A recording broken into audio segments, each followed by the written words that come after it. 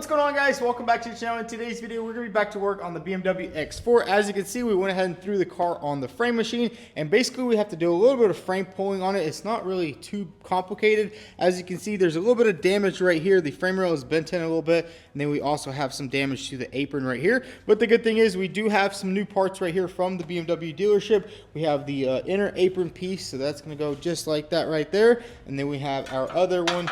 That is the outside piece that goes underneath the bottom right there. We're going to try to save a little bit of this stuff right here. I'm going to try to pull that out, straighten it up. If not, we'll have to order some more parts. These parts are pretty expensive. I think that was like 400 bucks for just 2 pieces. I mean, all it is just some stamped metal. But anyways, let's get straight to it. We need to go ahead and set this thing up on some blocks. So we're going to jack it up, take off both front wheels, set up the clamps, and start pulling.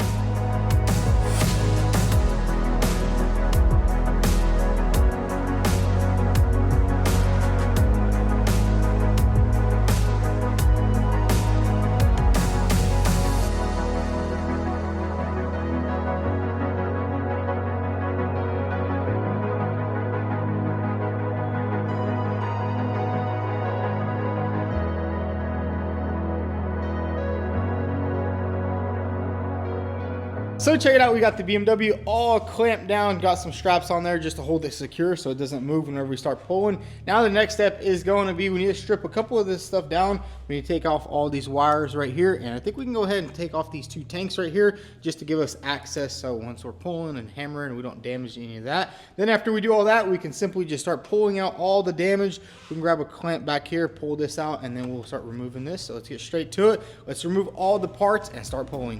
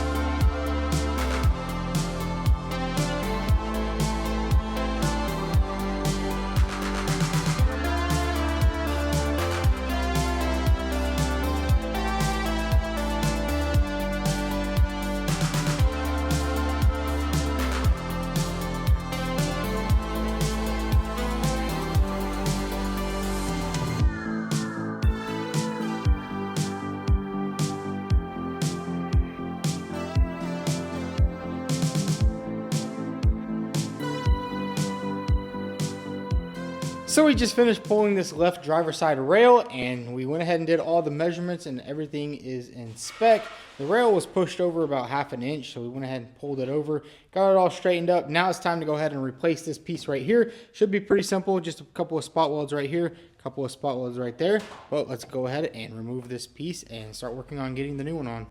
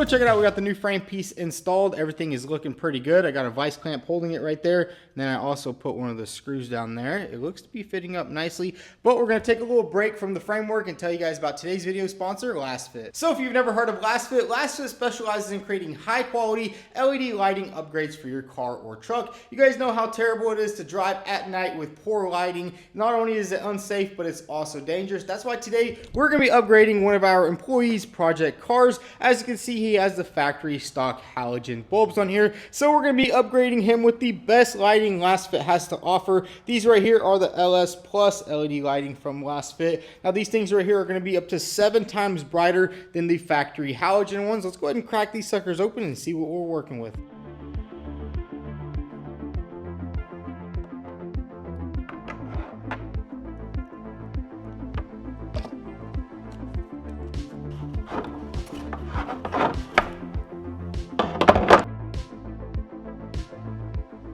So check it out, we got the lights unboxed, and man, do I gotta say, I'm just impressed with the quality of LastFit. These things just feel high quality. There's also a really nice fan on the back to keep them cool so they don't overheat. And the coolest thing about these lights are they're 100% plug and play, so you don't have to modify any of the wiring or anything like that. We have low beam and high beam, so let's go ahead and pop the hood and get these things installed in under 5 minutes.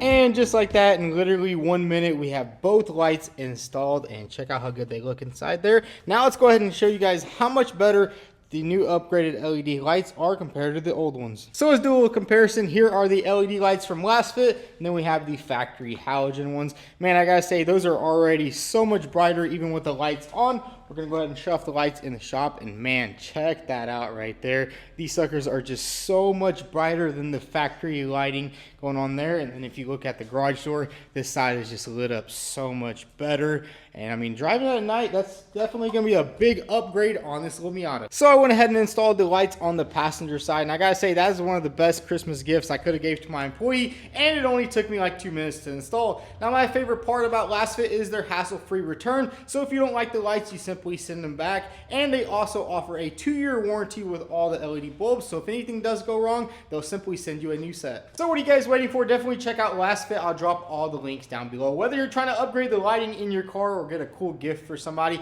they also have a lot of other cool stuff on their website, so definitely check them out. Now let's get back to work on the BMW. So let's go ahead and get back to work on the BMW. Now it's time to go ahead and just grind everything down and pretty much get this sucker welded in, get it painted, and then we can assemble this entire front end. So let's just get straight to it.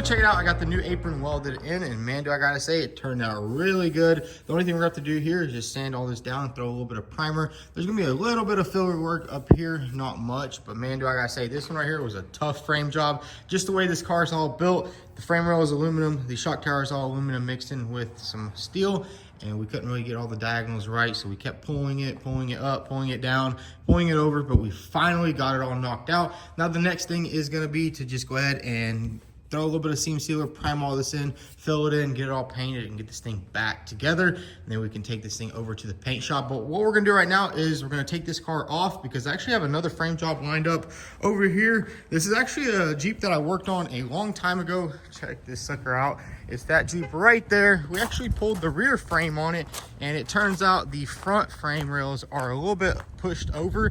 The hood gaps are a little off. So we're gonna go ahead and throw this thing on the frame and get it all pulled out. Finally, it has a cab on it because before we actually just had the frame. Now we have the entire Jeep, and this is the last thing that we got to do on this thing. You can see the gaps are pretty bad. I mean, check that out right there. You can stick your whole finger in there, and then back here there's a big old gap. So I'm thinking the only thing we're gonna have to do is just pull these rails over to the left. But anyways, we're gonna go ahead and take off this BMW and get the Jeep on there and pull that frame.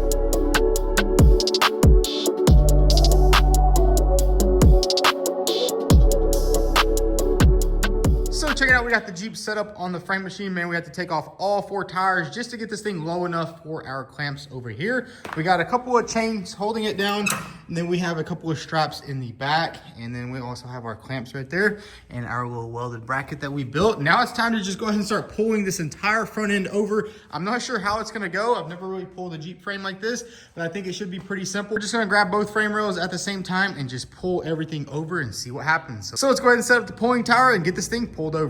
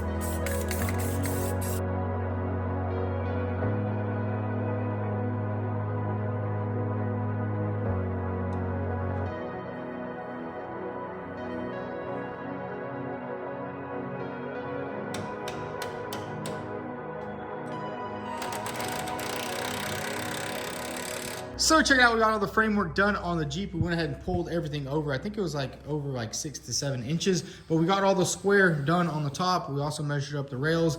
Everything turned out pretty good. I also had to go ahead and do a little bit of pulling right here on this track bar mount right here. As you can see, it's all custom built and it was just pushed up a little bit and it did crack, so we welded everything back up and this thing is going to be good to go back to the original owner. I mean, this Jeep was a pretty tough one, but the gaps on the hood look amazing.